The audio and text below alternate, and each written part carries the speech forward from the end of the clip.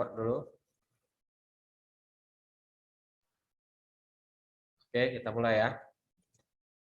Bismillahirrahmanirrahim. Bapak mau menjelaskan tentang medan magnet ya.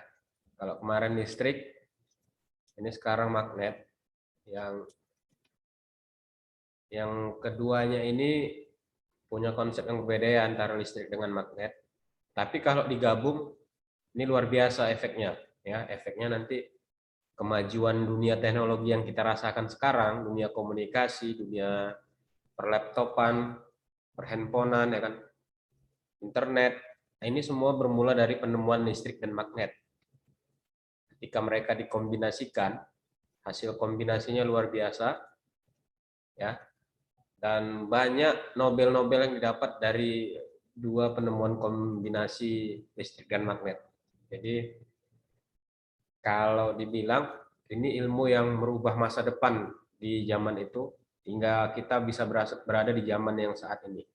Dan Bapak yakin ke depan juga jika riset-riset tentang listrik magnet, elektromagnetik dikembangkan akan terus kita bergerak maju ya zamannya.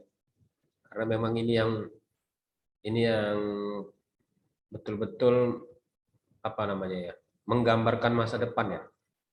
Contohnya penemuan gelombang radio, televisi, sekarang udah ada 4G, 5G, ya kan?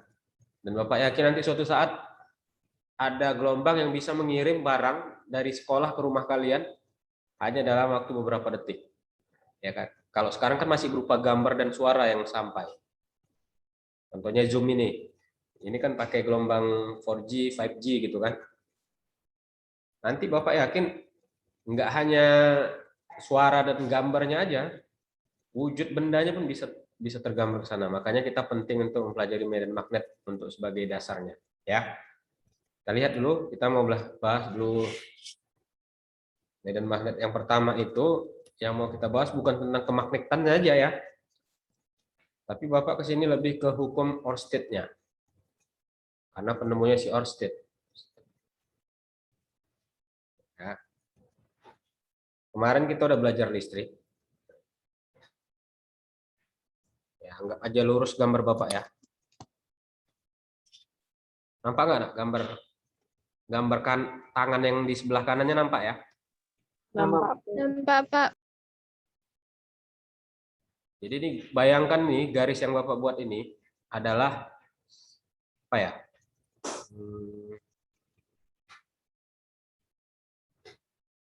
Kabel ya, nampak ya, warna biru ini ya, halus ya. Nampak, Kabel Pak. listrik dialiri arus. Nah, dialiri arus listrik. Ini ada arus disimbolkan dengan I. Ini menandakan ada elektron yang mengalir di kabel ini. Maka berdasarkan hukum Ørsted, nah ini agak aneh. Di sekitar kawat ini menimbulkan medan magnet ya. Jadi di sekitar kawat berarus listrik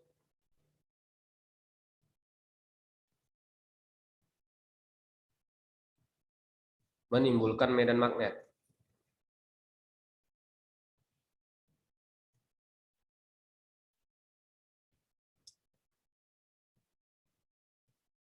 Ya, jadi kalau ini arusnya besar, semakin besar arusnya,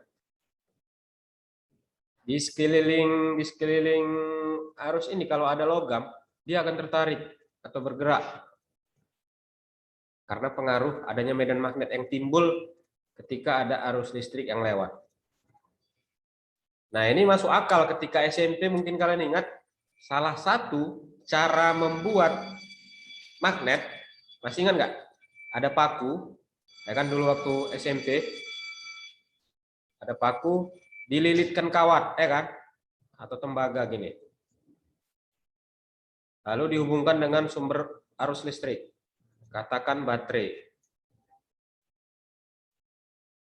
Ketika kita dekatkan dengan logam-logam kecil, apakah besi atau paku kecil, pakunya akan tertarik ke paku yang besar ini yang setelah kita aliri listrik. Ya kan?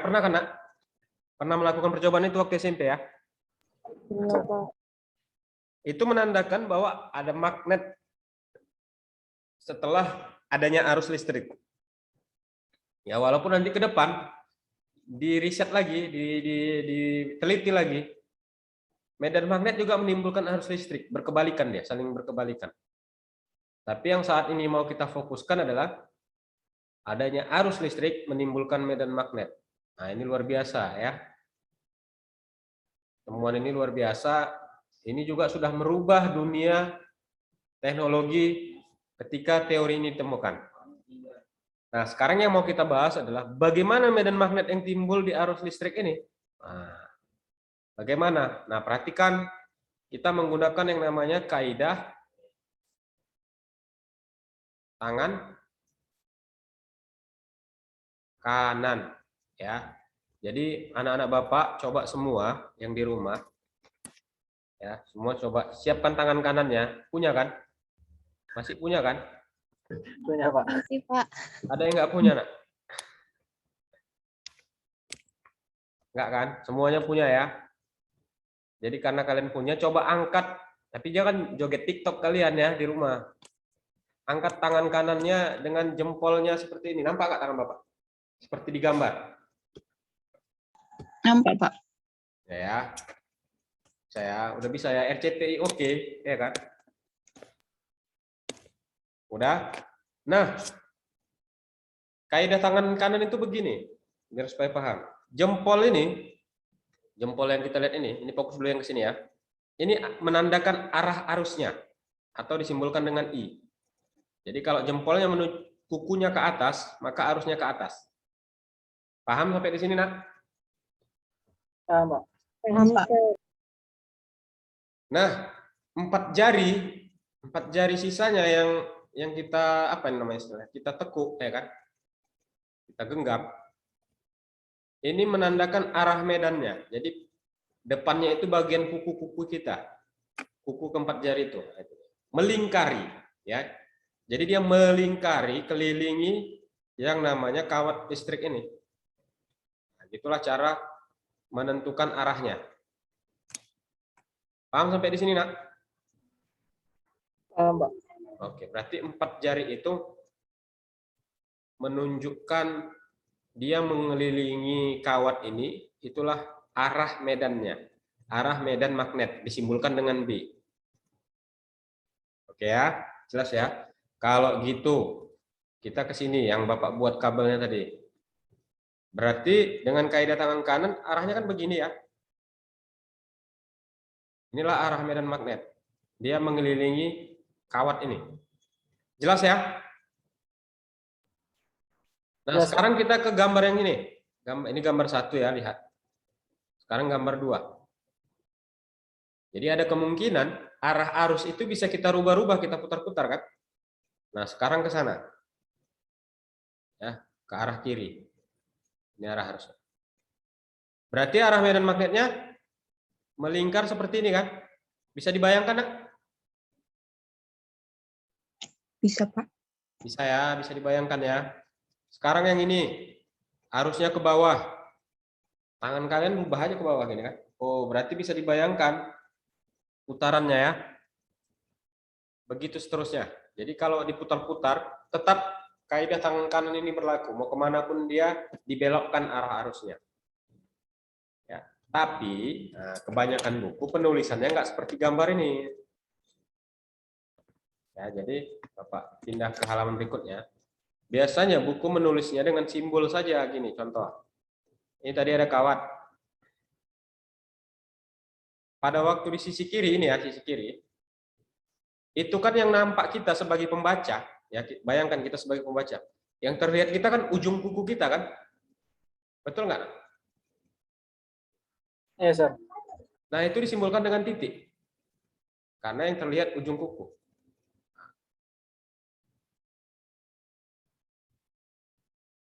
Begitu dia mutar, nah ketika di sisi kanan, maka ujung kuku tadi kan menjauhi kita, kan menjauhi pembaca. Itu disimbolkan dengan silang. Artinya ketika ada arus listrik ke atas, maka di sini ada medan magnet yang melingkarinya. dengan arah seperti ini. Nah, disimbolkan dengan titik dan silang. Oke, ya Bapak tes ya sekarang ya. Kalau Bapak gambar gini, nah. Nah, ini harusnya ke sini. Mana titik, mana silang? Siapa yang mau bersuara? Bapak kasih waktu. Yang mana titik, mana silangnya, nak? Titik di bawah, Sir. Titik di Bawah. Di bawah. yang lain sepakat? Sepakat, Sir. Sepakat, Sir. Sepakat ya. Berarti silang di mana? Di atas. Di Di atas, Sir. Ya, good. Thank you. Udah paham berarti ya. Ini ya, berarti ini titik. Sinilah arah kuku kita ya kan. Nah, di sini arah kuku kita menjauhi pandangan mata kita. Nah, membelakangi, bukan menjauhi ya, membelakangi pandangan mata kita. Paham ya sampai di sini ya? Paham, Pak. Sir. Kasih sekarang gini. Mana titik, mana silang? Titik atas, silang bawah, Sir. Titik? Di atas. Atas samping, Sir. Ya, udah diputar gini ya tangannya. Oh ya, pas kuku mengarah ke mata pembaca di sini. Good, ya. Di sini sih silang. Ya. Sekarang gini.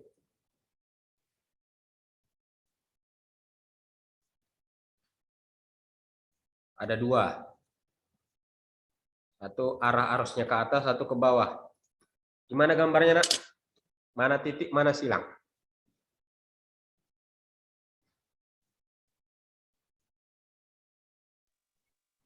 Titiknya di samping kiri, Sir. Titiknya di samping kanan, Sir. Titik di samping, Kanan, Sir. ya. Yang lain?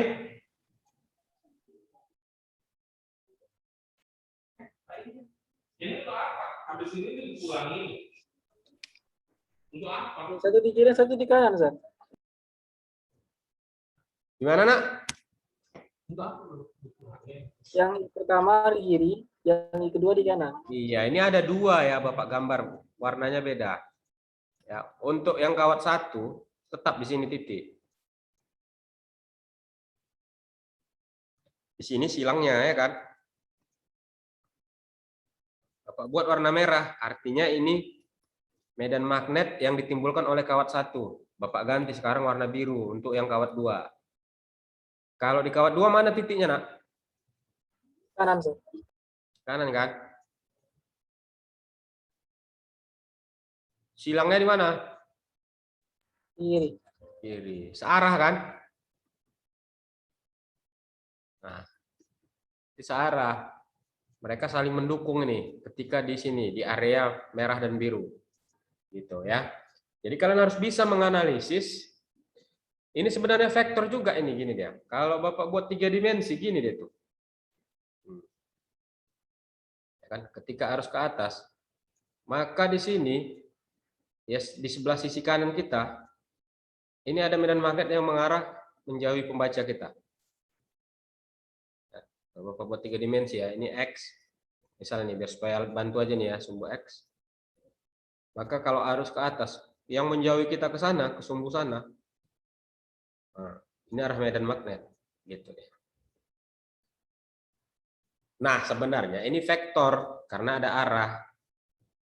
Itu dulu yang anak-anak Bapak harus pahami, ini sebenarnya vektor. Tapi vektor ini melingkar. Hanya ketika di kanan, kita anggap dia lurus, ya kan? Kiri lurus, supaya kita tahu arahnya. Apakah menjauhi pembaca, disimbolkan dengan silang, atau mendekati pembaca, disimbolkan dengan titik. Sampai di sini jelas anak-anak Bapak?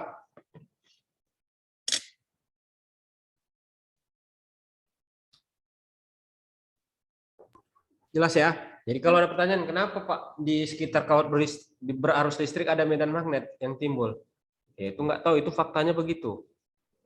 Nggak bisa terjawab kita itu ya kan. Mungkin memang Sang Maha Pencipta maunya kayak gitu. Ya kan? Tapi kalau dianalisis secara partikel-partikelnya memang kalau ada arus, partikel-partikel di sekitarnya ini akan berpengaruh, gitu kan? Radiasi. Makanya kalau gimana siapa ya yang rumahnya dekat sana dulu Bapak survei ya? Itu kalau ada tiang-tiang listrik besar itu kan, yang dikhawatirkan dari di sekitar penduduk yang dekat pengantar listrik yang besar itu, yang tiang-tiang listriknya kalau nggak salah di daerah apapun ada ya kan? Mana ya kemarin Bapak? Wah, Binjai ada lah kalau nggak salah ya kan? Itu resiko bagi penduduk sekitar itu kena radiasinya. Jadi kesehatan orang sekitar itu bisa terganggu. Makanya penghantar-penghantar listrik yang besar itu biasanya jauh dari rumah penduduk, dari keramaian. Karena memang risikonya bahaya, ada radiasi. Artinya memang ada pengaruh di sekitar kawat beralus listrik, apalagi listriknya besar, gitu kan? Itu yang mungkin nggak disadari banyak orang ya kan? Akhirnya dia menikmati saja radiasi itu. Ya, kalau nggak percaya anak-anak Bapak sekarang ini kan pasti lagi megang handphone kan? Itu sebenarnya ada perbedaan tubuh kita ketika memegang handphone dengan tidak. Ya. Efeknya bisa jadi lebih lemas kita sebenarnya kan, mungkin kecil ya, nggak terlalu besar. Tapi ada saat-saat tertentu kinerja handphonenya meninggi, bisa jadi ada efek negatif yang timbul ke diri kita. Makanya kalau berdasarkan riset yang Bapak baca, jaringan 4G itu punya dampak negatif kalau kita salah memilih headset. Jadi 4G itu memang sudah diriset sama penemunya orang Indonesia. Kalau spesifikasi headsetnya salah, yang kualitasnya nggak sesuai dengan yang sudah distandarisasi mereka, ada potensi di telinga kita atau di bagian tubuh kita itu, kalau tidur pakai headset itu berjam-jam kita gunakan dengarkan musik dan kita ketiduran, bisa menimbulkan efek negatif. Nah, sampai seperti itu, ya. Ini yang perlu kita pahami. Oke, jelas ya? Jelas, Sir. Oke, sekarang kita mau bahas berapa besar kekuatan medan magnetnya.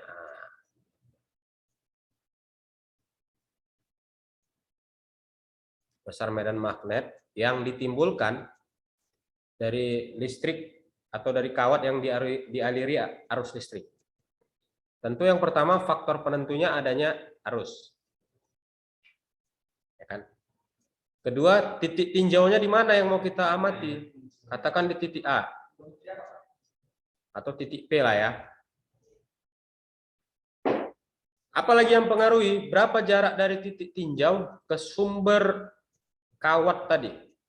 Biasanya jari-jari disebut ya, atau disimbolkan dengan A kalau di sini. Boleh juga R atau A ya kan. Jadi ya tergantung kita. Lalu kedua, karena medan magnet tadi itu membentuk lingkaran ya kan. Pasti di sini dia mengelilingi ya kan, ada keliling. Nah, ada keliling nanti. Keliling lingkaran. Tadi kita sepakat ya, udah kita lihat berdasarkan riset dia melingkar. Ya. Lalu ada yang namanya koefisien apa ya? Koefisien alam ini ya kan. Disimbolkan dengan mu. Yang besarnya itu kalau Bapak nggak salah sekitar 4 pi kali 10 pangkat minus 7.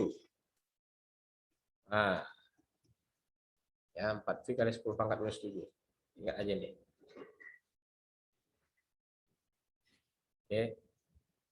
Jadi nanti besarnya medan magnet di titik P atau BP lah ya, itu dipengaruhi oleh mu kali I per keliling lingkarannya 2VA. Pak, kok nggak pakai R? Ya bisa aja pakai R, tergantung apa yang disimbolkan di sini. Kalau Bapak di sini A ya kan, jadi 2VA. Dan memang secara umum untuk medan magnetik biasanya dibuat A aja.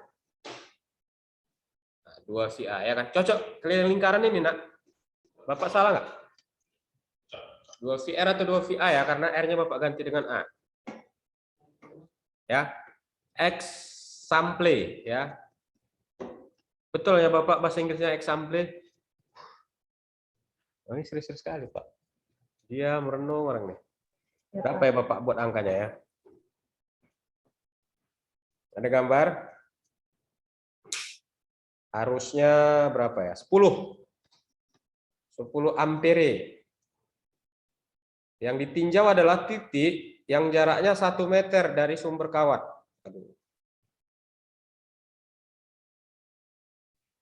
Ya, 1 meter di titik P. Berapa besar medan magnetik di titik P? Nah, ini udah bisa kita cari. Dengan asumsi kita udah ada mu di sini ya. 4V kali 10 pangkat minus 7. Maka kita bisa nyari simbolnya medan magnetik itu B di titik P, BP, mu dikali I per 2VA. Oke, mu-nya masukkan 4V kali 10 pangkat minus 7. Arusnya tadi berapa? 10, Sir. 10 per 2VA. A-nya berapa tadi, Nak? 1 meter. Ya, harus dirubah ke meter ya. Kalau nanti senti yang diketahui rubah ke meter ya. Nah, ini 4V per 2V kan selesai nih. Tinggal 2 per 1, 2. Berarti ini kan ada 10 pangkat 1. Berarti 2 kali 10 pangkat minus 6. 6 ya. Satuannya Tesla. Oke. Bisa? Isu? Bisa, Pak. Coba Bapak kasih waktu, paham nggak kalian ya kan? Bapak kasih waktu 2 menit. Ini ada kawat beralur listrik ke bawah. I-nya 5 ampere. Jarak yang ditinjau di sisi sini. Yang jaraknya A-nya 2 meter dari sumber arus listrik. Coba tentukan berapa besar medan magnetik di titik Q. Bapak sebut dia titik Q. Ayo 2 menit Bapak kasih waktu.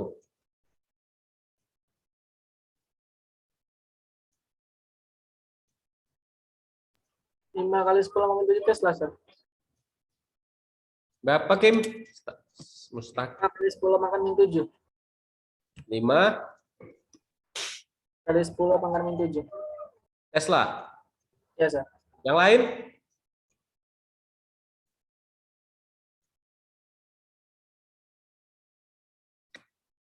Masa Stakim aja yang nyari nih. Yang lain mana nih? Udah ngopi kan, Nak? Hah? Kalian kok lagi malas-malas, cobalah kalian ngetes ngopi kalian. Beli aja tes kopi-kopi saset itu. Pasti lebih rajin dia bawaannya.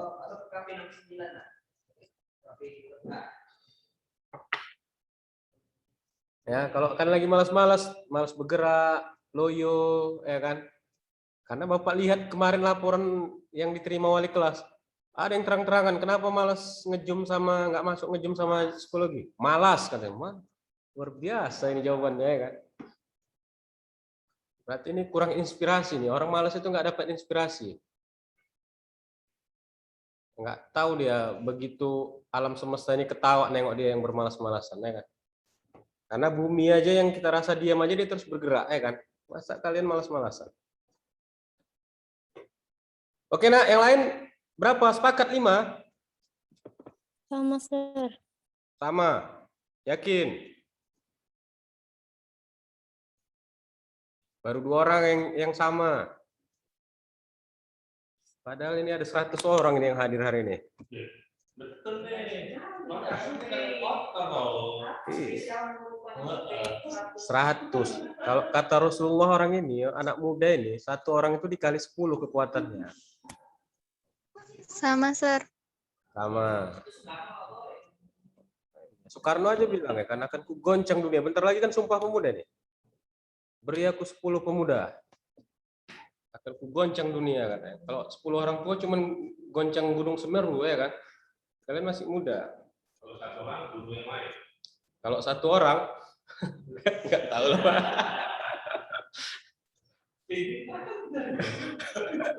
Orang ini bosan belajar. Masuk di YouTube. Cerita orang ini baru suka. Nggak apa-apa, biar aja. Udah Nak, 1 lagi ya, biar makin paham. Nah, sekarang ada 2 Nak.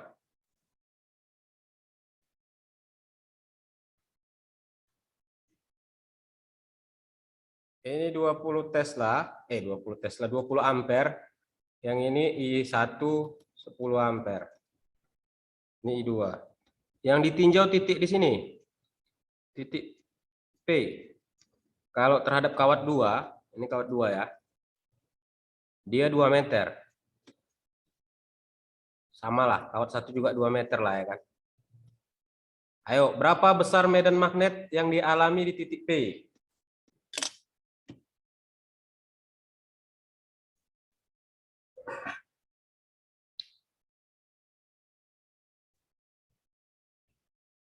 Orang ini karena belum tahu aja Pak, gara-gara pelajaran ini banyak orang jadi kaya. Gara-gara medan magnet. Contohnya si Khairul Anwar itulah. Yang punya hak paten 4G kan. Nggak kerja dia udah dapat hak paten dia. Tidur aja dia udah menghasilkan.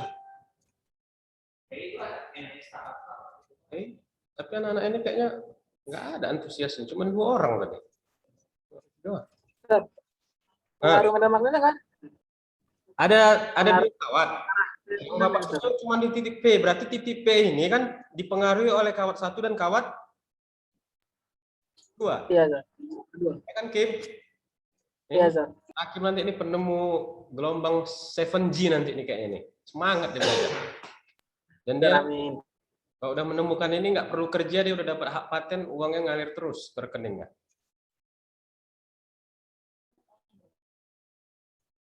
Jadi Sir ada pengaruh. Jadi gimana apanya Sir? Ada nggak dia pengaruh terhadap arah medan magnetnya Sir? Oh, bagus, sudah mulai berpikir dia. Berarti ada 2 arah gaya kan? Iya Sir. Lihat Kim, kalau terhadap kawat 1 di titik P itu silang atau titik? Silang Sir. Nah, silang ya, yakin? Bapak gini kan ya, simbolnya Iya. Bapak kasih warna merah Kim. Ini setelah Kim ini mau penerus penemu 7G nih. Ini ya silang ya. Bapak buat simbol BP1. Berarti titik ini dipengaruhi oleh kawat 1.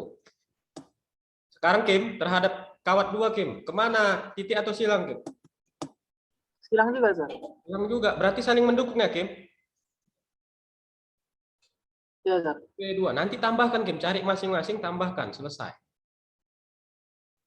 Paham? Jawabannya berarti paham Sir. Cari masing-masing ini, mu I per 2 VA. Ini juga mu I per 2 VA. Cuman jangan salah pakai I yang mana ya. Kalau terhadap kawat 1 ya I-nya yang 1.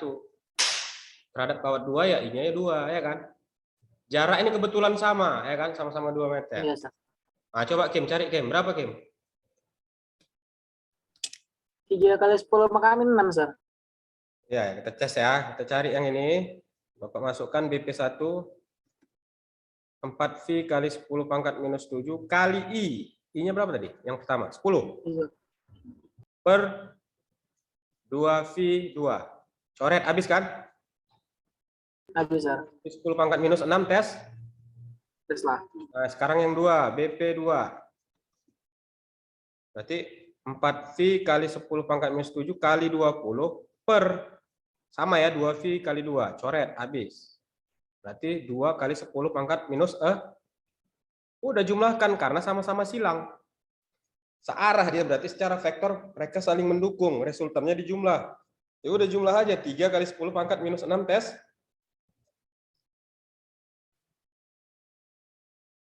Bisa Kim? Iya Sir. Nah, yang lain gimana nak? Atau yang lain udah nemukan 10G nih ya kan, jadi nggak perlu lagi belajar yang diajari Pak Fahrizal ini, kami udah dapat 10G Pak. Halo, yang lain? Mengerti, Sir. Ngerti? Kalau gitu ada nggak yang kemungkinan dia akan mengurang Pak, saling mengurangi? Ada. Ketika kawatnya searah, arahnya sama-sama ke atas. Nah, I1 sama aja lah 20 ampere, I2 10 Bapak balik ya kan. Titik P sama 2 meter. Sini 2 meter. Ya kan? Udah jelas ya, titiknya ini titik P. Berarti ada 2 kan? Terhadap kawat 1, ini kawat 1 yang kanan. Ini kawat 2. Titik P itu silang atau titik Kim? Silang Sir. Silang ya. Terhadap kawat 1 yang ini. Masa silang? Kaidah tangan kanan. Titik, sir. Nah, titik ya. Bapak simbolkan dengan ini warna merah titik. BP 1. Sekarang terhadap kawat 2 yang sebelah kiri. Silang atau titik? Silang, Sir. Silang. Ini BP 2 warna biru biar nampak. 1 titik, 1 silang kan saling mengurangi kan? Iya, Sir. Cari dulu BP 1. Pakai rumus tadi. Mu I, mu 0I per 2 VA. Masukkan mu 0, 4 V kali 10 pangkat minus 7. Diingat ini ya. Kali I-nya 20 ampere per 2 V kali A-nya 2 meter sama. Coret. Berarti jadi berapa? 2 kali 10 pangkat minus 7 Tesla. 6. Sekarang BP2. Nah, BP2 berarti apa? Sama rumusnya, mu ini per 2 VA. Mu-nya sama, 4 V kali 10 pangkat minus 7. Kali arusnya, 10, ya kan? Per 2 V kali 2, coret, habis. Jadi tinggal berapa? 10 pangkat minus 6, tes. Nah, cocok? Ini 6 ya? Juga, sir. Itu Pak. Nah, udah kan? Kurang. Karena apa? Karena arahnya berbeda. 1 silang, 1 titik. Ya udah, kurangkan aja. Berapa, Nak? 10 pangkat minus 6, sir. 10 pangkat minus 6 Tesla. Kemana arahnya resultannya? Titik atau silang yang menang? Titik, sir. Titik. Maka nanti ada keterangan tambahan. 10 minus Tesla mengarah ke pembaca.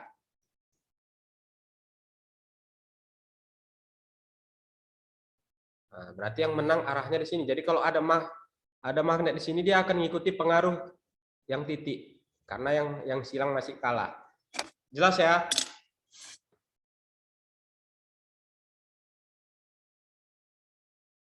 Halo. Ada pertanyaan? Kalau misalkan dia tanda negatif positifnya nggak ada, sir. Kenapa? Karena nanti di I1-nya tadi dia yang 10 ampere, sir. Jadi resultannya itu minus. Itu nggak apa, sir? Nggak apa-apa, berarti itu hanya menandakan arahnya. Nggak apa-apa. Arahnya kemana berarti? Siapa yang kuat, titik atau silang? Ngerti ya, Kim? Ngerti, sir. Yang lain?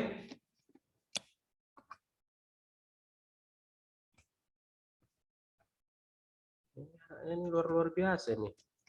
Pada pinter-pinter nih, kok pada diam semua nih. Oke ya, kalau sudah nggak ada lagi, Bapak akhiri dulu untuk hari ini. Ya, semoga bermanfaat dan ke depan ya mudah-mudahan kalianlah pelanjut penemu gelombang-gelombang komunikasi yang lebih cepat, lebih murah, lebih aman ya kan. Kalau sekarang 4G paketnya kalian kayaknya kepayahan kuota, buktinya yang datang cuma 16, 15 ya kan. Berarti kan mahal berarti harga paketnya. Nanti kalau kalian tahu itu masalah, gimana caranya biar lebih murah? Ya kan, biayanya murah, gelombangnya lebih kuat, lebih kencang. Ya mudah-mudahan anak-anak kelas 12 CT Foundation nanti penemunya ya kan. Makanya harus punya motivasi kuliahnya yang bagus, entah ke ITB, ya kan, ke UI, tapi jangan pula cabang Sumatera Utara, ya kan. UISU, bahaya juga. Karena nggak ada jurusan untuk membahas teknologi ini ya.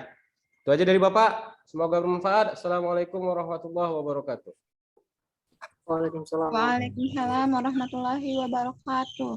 Thank you, Sir. You're welcome.